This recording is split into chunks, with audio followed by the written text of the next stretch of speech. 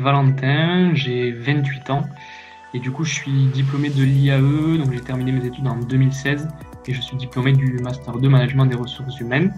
Et actuellement, donc là je suis dans la vie active depuis 4 ans et je travaille pour l'entreprise Airbus.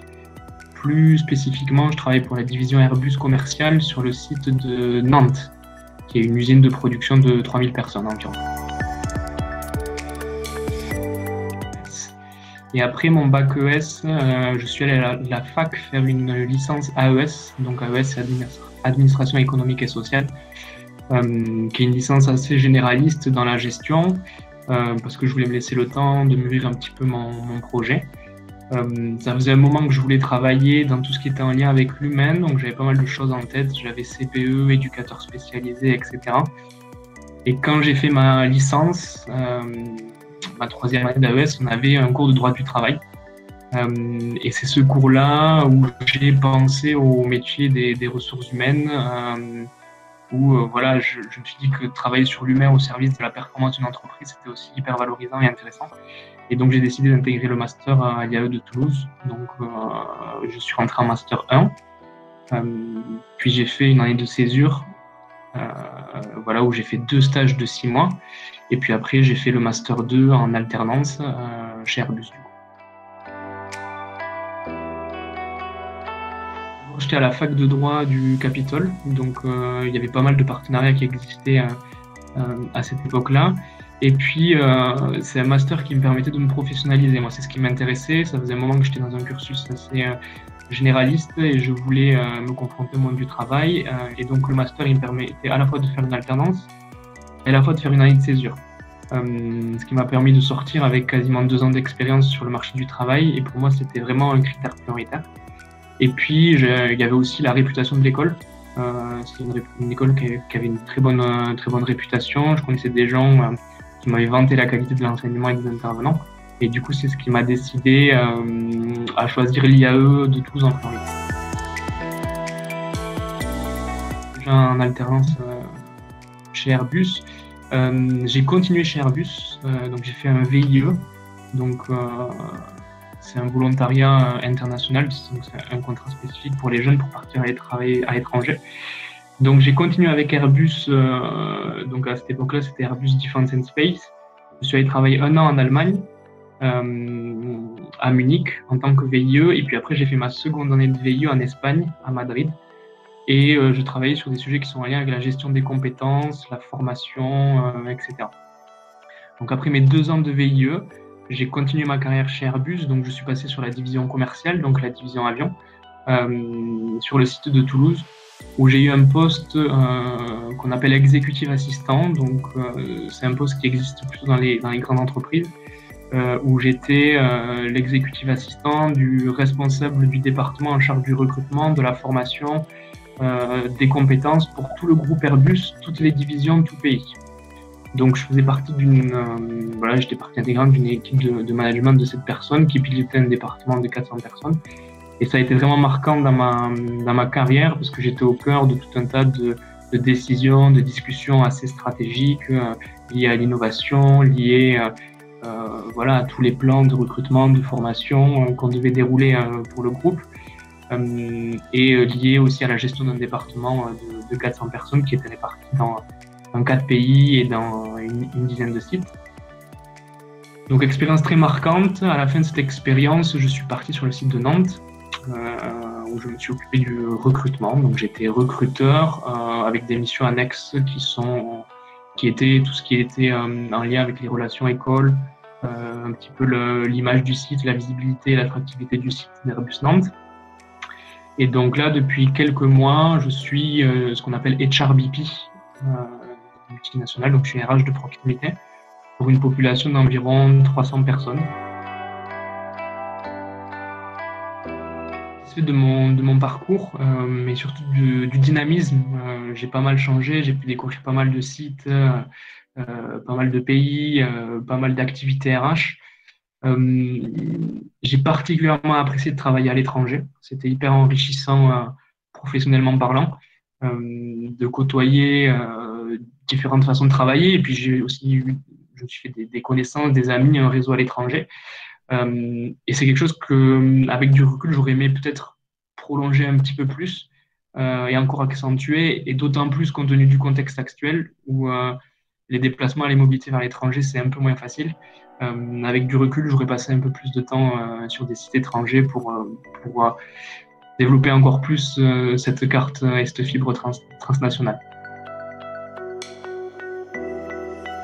Utiliser toutes les opportunités qu'offre le master, parce que ça passe vite. Et le master, il vous permet d'avoir tout un tas d'expériences différentes. Vous avez la césure, alors j'imagine que c'est quelque chose qui se fait toujours. Vous avez l'alternance, pour ceux qui ont une fibre un peu internationale, vous avez le master en anglais. Et donc, vous ne mettez pas des barrières mentales en vous disant que vous n'êtes pas capable d'eux, parce que vous en êtes sûrement capable. Et pour vous professionnaliser et pour toucher à la variété des métiers des RH, il n'y a pas mieux que tout ce qu'offre l'IAE. Donc, les stages, la césure, l'alternance. Et ça vous permet de cibler, parce que les ressources humaines, c'est assez large. Il y a plein de métiers différents. Vous pouvez travailler pour des startups, des petites entreprises, des multinationales, des cabinets de conseil. Et en fait, ces 2 ans, elles vous servent à préciser de quoi vous avez envie, c'est quoi votre fibre, et c'est quoi votre priorité, sur quoi vous allez le plus vous accomplir professionnellement. Donc ces 2 années-là, elles sont là pour ça. Et elles sont là aussi pour construire votre réseau, parce que votre dernière promo, c'est votre premier réseau. Et donc, c'est des gens avec qui vous allez garder contact et qui vont vous apporter dans votre vie professionnelle, soit sur des problématiques opérationnelles, vous allez pouvoir échanger avec eux, voir comment ils font chez eux, etc. Soit à titre personnel, pour votre carrière, pour trouver des opportunités d'emploi. Donc, cultiver ce réseau. Sur le site d'Airbus Nantes. Donc, le site d'Airbus Nantes, c'est pas le site le plus connu en France, mais c'est quand même un site assez gros. On est près de 3000 personnes. Et c'est un site de production, donc c'est une usine où on fait des parties structurelles de l'avion, notamment le radome, qui est le petit bec de l'avion à l'avant. On fait aussi le caisson central de voilure. C'est une pièce clé où on vient fixer les voilures au fuselage. Et donc, je suis RH de proximité sur un périmètre de 300 personnes environ. Donc, j'ai à la fois des secteurs de production et à la fois des fonctions support. C'est hyper intéressant parce que les problématiques, c'est pas du tout les mêmes. Donc dans mon périmètre, j'ai ce qu'on appelle des blue collars chez Airbus, donc des ouvriers. J'ai aussi des techniciens, j'ai aussi des cadres. Du coup, avec des régimes, des statuts qui sont différents, donc c'est hyper enrichissant. Et donc le rôle de RH de proximité, on fait partie, on est le représentant et le relais RH au niveau de l'équipe de management d'une unité de production. Et donc, on est porteur de tous les sujets et toutes les problématiques RH. Donc, dedans, il y a le développement individuel, la mobilité, le recrutement, le climat social, les relations avec les partenaires sociaux au niveau de notre périmètre. On déroule le process et le calendrier RH sur voilà, la partie entretien annuel, revue de performance, identification des potentiels. Donc, c'est un rôle qui est hyper varié et hyper intéressant. Et donc, je fais partie d'une équipe de RH de proximité. Donc, on est environ 7 ou 8 personnes sur le site de Nantes. En fait, un positionnement RH et une fibre. Le master, c'est un master assez généraliste. Il n'est pas là pour vous équiper techniquement sur des sujets très pointus. Pour moi, le master, il est plus là pour vous donner des connaissances transverses et cette fibre RH. Et pour moi, la fibre RH, c'est quoi? C'est une fois qu'on travaille dans l'entreprise, on a ce rôle de garde-fou sur voilà, notre respect de la réglementation, sur le respect des individus, tout un tas de règles éthiques, de règles de transparence, de confidentialité. Mais on a aussi un rôle qui est entre une direction qui prend des décisions et une partie plus opérationnelle. Et nous, on fait le lien et on accompagne sur la partie humaine. Donc le master, il est vraiment là pour vous donner ce positionnement-là, vous donner les ressorts de la motivation, les ressorts des politiques RH. Et ça, c'est hyper important. Parce que la partie technique, après, on peut l'appréhender, on peut l'acquérir quand on est à poste, mais vraiment, cet état d'esprit, c'est ce qui est clé pour être, de mon point de vue, un bon RH. que du coup j'étais déjà dans mon entreprise, mais ça a été une continuité logique en fait. J'avais fait mon stage de césure, j'ai fait mon alternance, après j'ai fait mon VIE. Donc c'était assez intéressant parce que j'avais une courbe d'apprentissage. D'abord, j'avais un statut de stagiaire, puis d'alternant, puis de VIE. À chaque fois, on vous demande un petit peu plus. Et j'étais quand même dans un rôle de VIE où vous êtes encore dans une phase d'apprentissage. Et donc, c'était la continuité parfaite après mon alternance. Et puis après, l'intégration, elle s'est plutôt bien passée parce que je me sentais équipé, armé. J'avais déjà 2 ans d'expérience. Donc, ça m'a permis de prendre rapidement les sujets et de m'intégrer assez rapidement aussi dans les équipes. La pédagogie en fait, parce qu'il y a tout un tas de décisions qui sont prises au niveau de la direction, qu'il faut que nous on accompagne sur le terrain, et il faut qu'on soit en capacité d'expliquer le sens. Souvent il y a beaucoup de frustrations qui naissent parce que les gens ils comprennent pas pourquoi c'est comme ça, pourquoi ça a été décidé comme ça, pourquoi les horaires sont de telle manière, alors que souvent il y a un rationnel derrière, et il y a un cadre aussi qui est le code du travail, un cadre légal qui fait qu'on peut pas faire non plus ce qu'on veut. Et donc pour s'assurer de l'implication des collaborateurs, on a besoin de leur donner du sens sur les décisions qui sont prises ici, et qui ont un impact individuel. Donc pour moi, la pédagogie et la capacité à donner du sens, c'est hyper important. Ensuite, la seconde partie, c'est le relationnel. Parce que notre métier, c'est quand même gérer de l'humain. Et il y a beaucoup de choses qui se font en dehors des réunions conventionnelles. C'est-à-dire, il y a une partie ressentie, ressentir un climat social, il y a ce qu'un collaborateur va nous dire, va nous communiquer, qui ne nous communiquera pas dans un face-à-face, mais qui peut nous communiquer dans un couloir à un autre moment. Donc il faut avoir un bon relationnel, cette capacité à aller vers les gens, vers les managers aussi, parce que les managers, ils ont un rôle clé et nous on est là pour les accompagner, donc il faut être en mesure d'avoir un bon relationnel avec ces gens-là qui nous donnent tous les signes. Et ensuite, il faut être très carré avec ses valeurs. Voilà, on a un vrai rôle de garde-fou sur tout ce qui est équité et confidentialité, transparence et application des règles. Ce qui crée beaucoup de frustration, c'est le sentiment d'inéquité, c'est les infos qui peuvent fuiter, ce genre de choses. Donc il faut qu'on soit vraiment carré là-dessus. Et qu'on rappelle aussi aux managers qu'on accompagne quelles sont les règles et où est la ligne à ne pas franchir. Donc, évolution dans le métier, mais je pense que c'est pas que actuel, je pense que c'est de tout temps. Et c'est lié aussi au contenu du master. Avant, les RH, c'était le service du personnel, donc on était sur un rôle très opérationnel. Qui était de la documentation, des attestations, ce genre de choses. Là, on a un rôle qui a complètement évolué. Pour moi, on a un rôle où on est moins dans le faire, mais on est dans l'accompagner. Les managers, ils ont un rôle central dans la gestion de leurs équipes, et nous, on est là pour les équiper, parce qu'ils ont eu souvent une formation technique et pas toujours une formation sur la partie management, gestion des équipes, gestion des personnes. Donc ça, c'est un point qui est fondamental. Ensuite, on est quand même un secteur où il y a beaucoup d'innovation. On se rend forcément compte, notamment quand on est dans les études, on a l'impression qu'on va dérouler des référentiels des compétences, des fiches de poste, etc. Mais en fait, il y a plein de manières différentes de le faire. Il y a plein de manières d'innover. Il y a plein de manières d'impliquer les gens dans ces process-là.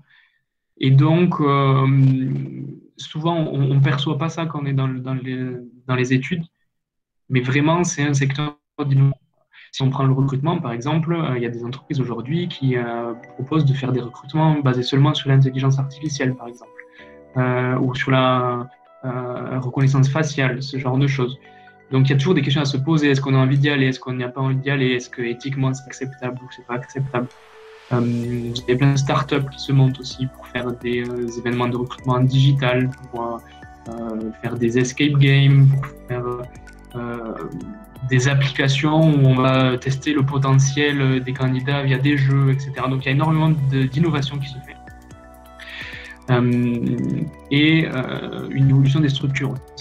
Donc il y a cet esprit startup qui amène quelque chose de nouveau sur la gestion des équipes, la transparence, ce genre de choses. et qui inspire aussi les grandes organisations sur comment on organise les équipes, comment on organise le travail, ce genre de choses. Donc ça, c'est un second point. Et ensuite, il y a un troisième point, c'est le télétravail, c'est très ciblé. Mais pour moi, il y a une transformation de la société en ce moment où on voit davantage des gens qui revendiquent leurs différences, qui s'affirment. Et ça a un impact dans les entreprises. C'est un impact parce que auparavant, il y avait des comportements qui étaient acceptés qui aujourd'hui ne sont plus acceptables.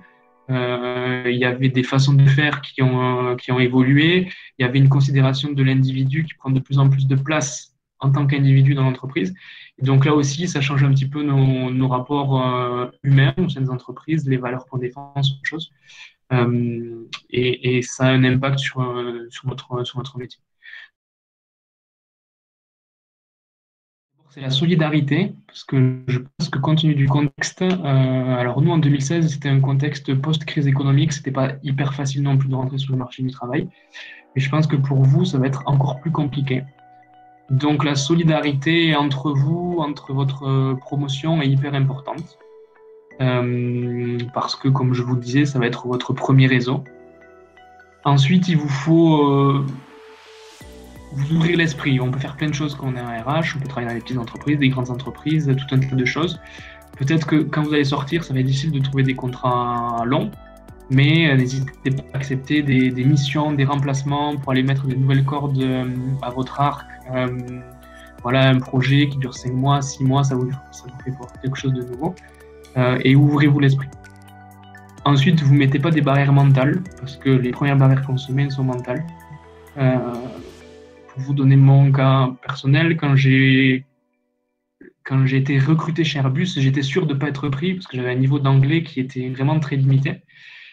Et pourtant, la personne que j'avais en face a décidé de me faire confiance, malgré mon niveau d'anglais, disons, pour travailler dans une équipe transnationale.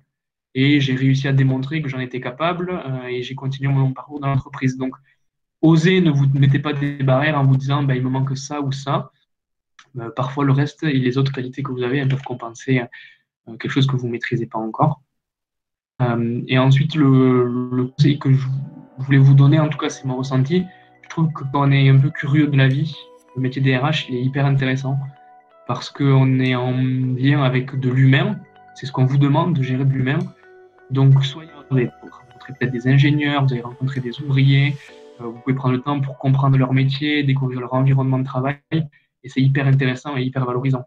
Il y a des métiers où on se cantonne à faire de la technique derrière un bureau. Nous, on est un métier où on peut aller sur le terrain, s'intéresser à ce que font les gens. Et voilà, moi, dans ma carrière, là, j'ai rencontré plein de gens différents. J'ai pu aller rencontrer et visiter des environnements de production, des usines, des gens qui travaillent sur de l'IT, de l'informatique. Et c'est un peu la beauté de notre métier, en fait.